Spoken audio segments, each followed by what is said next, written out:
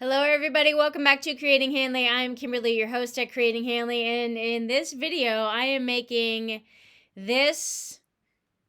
This actually is only a quarter of a block. So we're making 4 of these. This is called Tulip Twist, and it is in, let me grab the book. It is in this book, Quiltmaker's 1000 Blocks. If you have this book, you probably already have the CD, so go to the CD, but it is on page 309. It's called Tulip Twist. Oh, I can't. Oh my gosh. Tulip Twist. Oh, I can't. Okay, so anyway, it's this one right here. Tulip Twist. It's terrible. I'm sorry. I had that better in my head. Anyway, it is on page 309. It's this one right here. And if you have the CD with this book, it is block 603, Tulip Twist, by Deanne Eisenman. I think that's right. Eisenman. This block is fiddly. So it looks pretty nice, right? And you can see the tulips. So don't look at this other stuff, but you can see the tulips on a, what do I want to say? They're not really on point, but the tulips themselves are on point. They're kind of at an angle. And you put all 4 together and with a little diamond in the center, and you can see how that's a flower, right? You can see how that's a flower, and then like here's the leaves. The green sashing is the leaves. You can see that. So that's what we're going to make today. Now, this block is very fiddly, and if you want a scrap buster block, this is a good block to do that. Although you want to make sure your colors are coordinating. So I chose black. And I know, that's weird, right? A black tulip, but it actually came out pretty good. I don't know. Does it look bad? The black? I mean, it's got hearts and happy colors, right? This is music. Anyway. So we're going to make 4 of these little things. Now, there are 13 little fabric squares and rectangles that go into this quarter block. So that means there are 53 cuttings that you have to do for squares and rectangles just in one block. Just in this one block. 13 per quarter times 3 or times 4 is 52. So 52 squares. So here's what I did. I cut mine out, and you can see I used little stickers to mark the numbers or the letters. So you need like 4 of some and 8 of some, and I'm going to tell you what ones you need. So this is what I did. I kind of laid them out all like that. And then so that way that kept me a little bit organized. Now I'm going to swing you over here. And this is kind of what the blocks look like exploded. So I kind of put it in the order that I wanted that it should be. Not I wanted it to be, but according to this. So if you look at this little part right here in the book kind of looks like this a little bit. I also drew it out in my quilt block notebook. So my quilt block notebook, I put in the title, who it was, where I found, the resource. And then I copied everything from here and put it here. I redrew the picture from this unit right there. And I put that there. And then this I exploded down here too. And then this part is kind of this. Actually, this part is this. And I put a couple notes in for myself. Now, my fabric is a little bit different. I think they use 1, 2, 3, 4, 5, 6. In the book, they use 6 different fabric colors. I did black as the colorway.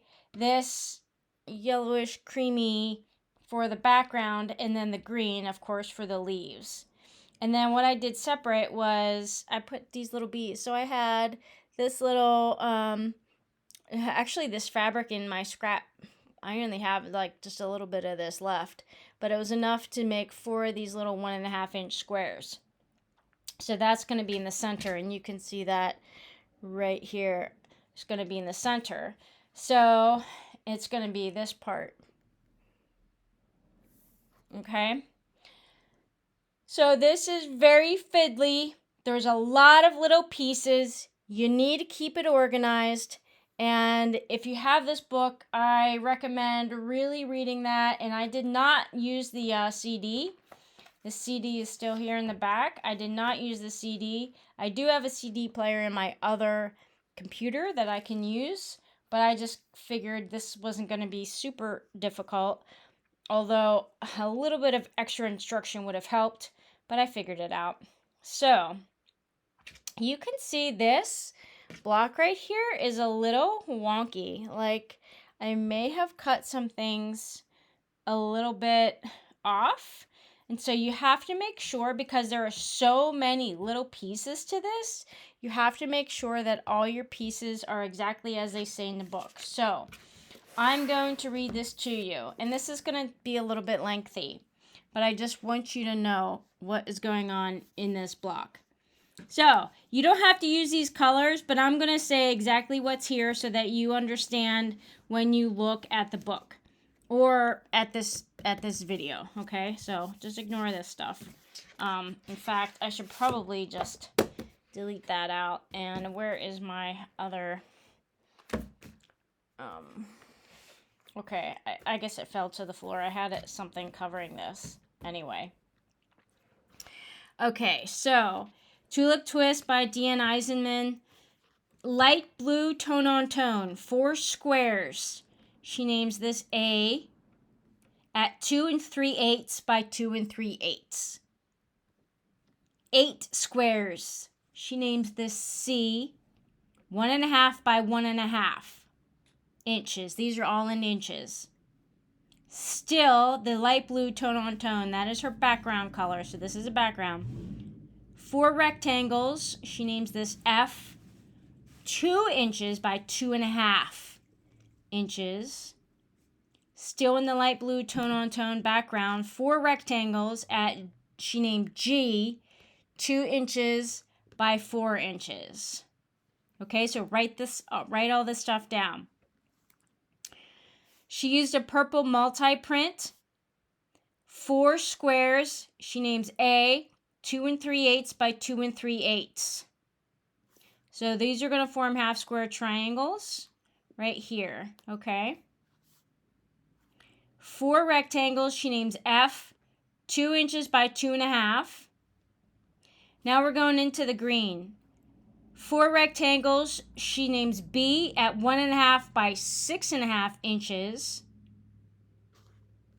4 rectangles. She names D at 1.5 by 5.5 inches. And this is the 6 and this is the 5. Okay. Now, purple tone on tone. And that is actually the centerpiece. She has 4 squares. She names C, 1.5 by 1.5. Dark blue tone on tone. That is this square right in the center. Here she has that. 4 squares. She names E, 2.5 inches by 2.5 inches. And then the aqua print, the last one, aqua print, which I have in this black, but she has right here in these aqua purplish squares. 4 rectangles. She names G at 2 inches by 4 inches. Now there's a couple different units in here. 1, 2, 3 different units. And I'm going to show you how to make those and then how to put everything together. Okay, so that's a lot. I hope you were able to write that down. Feel free to go back in the video and, write it all down. And like I said, there's 13 of these little fiddly parts here per quarter of this block. So it becomes important that you keep everything labeled and in order. So I have, you know, everything's labeled. This is A. So, you know, here's another A. So these two A's go together, and this is where you get your half square triangles. So actually right here, half square triangles, right? Okay, so let's look at this again. Actually, this is how it goes. So it's kind of like a log cabin-ish block. All right. So if you look at the picture, or just take, you know, this template. So you look at the picture and you kind of lay out where these things go. So this is I started at the edges. So I know the 6.5 inches at the bottom and the 5.5 inches at the top, because when they come together, they sit like this, like so. This is the 5.5, this is the 6. They sit like this, okay? I know this is the center, this center piece. All four are going to meet up in the center. So I have this completely different on purpose. So all four of these are going to meet in the center. So I know, kind of like that goes there. I have to snowball this edge too with the background, so that goes there. Now, if you look at your template, these units are kind of all the same size, or at least a little bit the same size, so they're going to have to be sewn together. This is a little bit longer, so this is the aqua color. Okay, so I'm going to put the aqua down at the bottom. And then I know this is the center, so I'm going to place that right in the center. This is that, the flower part. So yeah, we're making another flower for May. So this goes in the center. Now mine happens to sort of be a directional fabric. It's not really, but I'm just going to put, like, there's one red heart there. I'm just going to put that, like, you know, facing. It happens to, like, be that way, so I'm just going to face that way. Not a big deal. This piece is a background. I know that goes there because when these are joined together, that will fit there. There is also another background at the top. So if you look here, this is the background. This goes, so this goes. So I'm looking at it this way, and you're looking at it this way, okay? There's another piece right here. This is the same size, the same cut, width. So I know those two go together. Now there's a half square triangle up here and a half square triangle down here. So this will form a half square triangle. Okay? And then those are my pieces. Oh wait, there's one piece that goes here. Here it is. I almost lost it. This is a little snowball. That goes on the top right there. That's this piece right here. Okay? So now that you kind of have that in the direction that places that it should be, count. Make sure you have 13 pieces, okay? Now, I'm going to set this aside, and I'm going to turn this around and show you the way that you would see it. So I kind of put these together a little bit for you. Not completely, but a little bit more pieced together. So you see that this piece comes together like this. So we snowball the bottom. And what you do here, let me take this, is you flip these over. So face sides together, pretty sides together, line up these corners, and then make sure you really look at your template or the direction book so you know which direction that these should be in. So I know I'm going to replace the corner of the green with this color. So I want to draw a line from the top far corner to the bottom inner corner, because that is the line I'm going to sew on. So the top far corner, outer corner, to the bottom inner corner. So it's on the inside of your fabric. So just draw a line straight there. Same thing with this way. So they go inward, okay? So line that up, make sure it's perfectly squared. And all we're doing is replacing the corners with different color fabric. So I'm going to draw another line. This is the line that I'm sewing on. So from outer corner to inner bottom corner, outer top to inner bottom, okay? Now you take that to the machine and sew directly on that line. You sew directly on that line or a little bit beyond that, so when you fold it over, the thread doesn't get in the way. And then that's how that's going to be right there. And then you sew that, you fold that over. You cut this part off, cut that part off. That's waste, okay? And now this is what you have. So that is that bottom. That is this piece right here. Okay.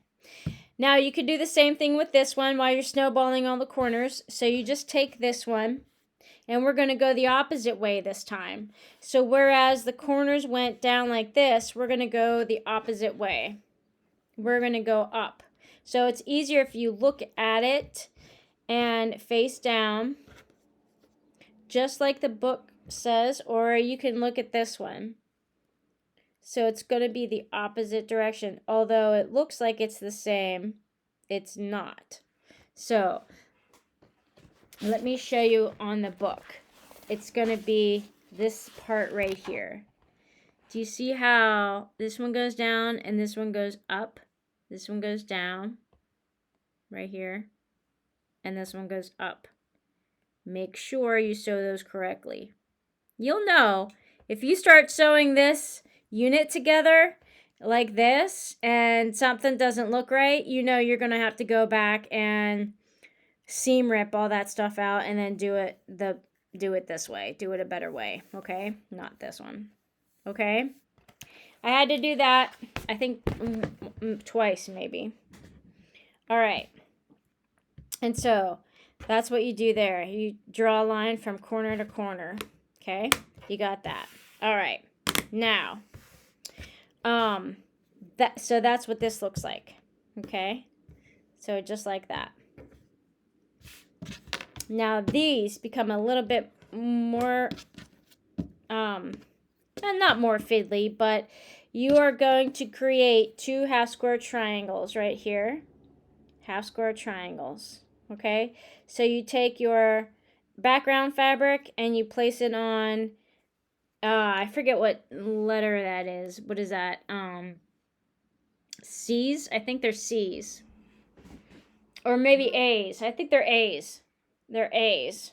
Okay? So A, you take your 2 A's, your background and your color, and then put those together, sew them, and create 2 half square triangles. Now, I know this goes here and this goes here. I know this is in the center. This is on the side. So once you create your half square triangles, you're going to attach them at the top and at the bottom. Okay? So all you do is your 1/4 inch seam allowance. Just put those right sides together. So your 1/4 inch seam allowance, open that up. You can finger press or iron press so that those lay open, just like so. Same with this. Make sure it's all lined up. And then these 2 come together pretty easily. Let's take this over here. So these 2 are the same width. Wait, this one. These 2 are the same width. You just place that face side down, 1/4 inch seam allowance, open that up, and this is what you have. Okay?